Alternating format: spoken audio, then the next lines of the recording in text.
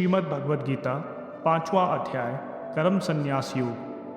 पहला भाग ज्ञान योग और कर्म योग की एकता, सांख्य पर का विवरण और कर्म योग की वरीयता। अर्जुन बोले, हे कृष्ण, आप कर्मों के संन्यास की और फिर कर्म योग की प्रशंसा करते हैं, इसलिए इन दोनों साधनों में जो एक मेरे लिए भली भांति निश्चित कल्याणकारक साधन हो उसको आप कहिए। श्री भगवान बोले, कर्म संन्यास और कर्म योग ये दोनों ही परम कल्याण के करने वाले हैं, परंतु उन दोनों में भी कर्म संन्यास से कर्म योग साधन में सुगम होने से श्रेष्ठ है। हे अर्जुन, जो पुरुष किसी से द्वेष नहीं करता और न किसी की आकांक्षा करता है, वह कर्म योगी सदा सन्यासी ही समझने योग्य है, क्योंकि राग द्वेष आदि द्वंद्वों से रहित पुरुष सुखपूर्वक संसार बंधन से मुक्त हो जाता है। उपर्युक्त संन्यास और कर्म योग को मूर्ख लोग पृथक पृथक फल देने वाला कहते हैं, न कि पंडित जन, क्योंकि दोनों में से एक में भी सम्यक प्रकार से स्थित पुरुष दोनों के फलस्वरूप परमात्मा को प्राप्त हो जाता है। ज्ञान योगियों द्वारा जो परम धाम प्राप्त किया जाता है, कर्म योगियों द्वारा भी वही प्राप्त किया जाता है। इसलिए जो पुरुष ज्ञान योग और कर्म योग को फल रूप में एक देखता है, वही यथार्थ देखता है। परंतु हे अर्जुन, कर्म योग के बिना होने वाले संन्यास अर्थात मन, इंद्रिय और शरीर द्वारा होने वाले संपूर्ण कर्मों में कर्तापन का त्याग प्राप्त होना कठिन है, और भगवत स्वरूप को मनन करने वाला कर्म योगी पर ब्रह्म परमात्मा को शीघ्र ही प्राप्त हो जाता है। दूसरा भाग सांख्य योगी और कर्म योगी के लक्षण और उनकी महिमा। जिसका मन अपने वश में है, जो जितेंद्रिय और विशुद्ध अंतःकरण वाला तथा संपूर्ण प्राणियों का आत्म रूप परमात्मा ही जिसकी आत्मा है, ऐसा कर्म योगी कर्म करता हुआ भी लिप्त नहीं होता। तत्व को जानने वाला सांख्य योगी तो देखता हुआ, सुनता हुआ, स्पर्श करता हुआ, सूंघता हुआ, भोजन करता हुआ, गमन करता हुआ, सोता हुआ, श्वास लेता हुआ, बोलता हुआ, त्यागता हुआ, ग्रहण करता हुआ तथा आँखों को खोलता और मूलता हुआ भी सब इंद्रियां अपने अपने अर्थों में बरत रही हैं, इस प्रकार समझकर निसंदेह ऐसा माने कि मैं कुछ भी नहीं करता हूँ। जो पुरुष सब कर्मों को परमात्मा में अर्पण करके और आसक्ति को त्याग कर कर्म करता है, वह पुरुष जल से कमल के पत्ते की भांति पाप से लिप्त नहीं होता। कर्म योगी ममत्व बुद्धि रहित केवल इंद्रिय, मन, बुद्धि और शरीर द्वारा भी आसक्ति को त्याग कर अंतःकरण की शुद्धि के लिए कर्म करते हैं। कर्म योगी कर्मों के फल का त्याग करके भगवत प्राप्ति रूप शांति को प्राप्त होता है, और सकाम पुरुष कामना की प्रेरणा से फल में आसक्त होकर बनता है। तीसरा भाग ज्ञान योग का विषय। अंतःकरण जिसके वश में है, ऐसा सांख्य योग का आचरण करने वाला पुरुष न करता हुआ और न करवाता हुआ ही नव द्वारों वाले शरीर रूपी घर में सब कर्मों का मन से त्याग कर आनंद पूर्वक सच्चिदानंद घन परमात्मा के स्वरूप में स्थित रहता है। परमेश्वर मनुष्य के न तो कर्तापन की, न कर्मों की और न कर्म फल के संयोग की रचना करते हैं, किंतु यह सब तो मनुष्य का स्वभाव ही बरतता रहता है।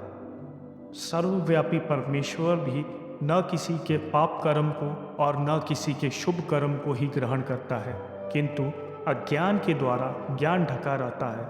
उसी से सब अज्ञानी मनुष्य मोहित होते रहते हैं। परंतु जिनका वह अज्ञान परमात्मा के तत्व ज्ञान द्वारा नष्ट कर दिया गया है, उनका वह ज्ञान सूर्य के सदृश उस सच्चिदानंद घन परमात्मा को प्रकाशित कर देता है।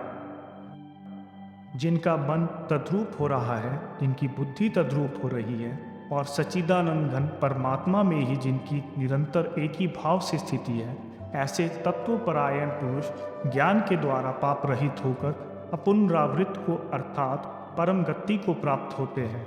वे ज्ञानी जन विद्या और विनय युक्त ब्राह्मण में तथा गौ, हाथी, कुत्ते और चंडाल में भी समदर्शी होते हैं।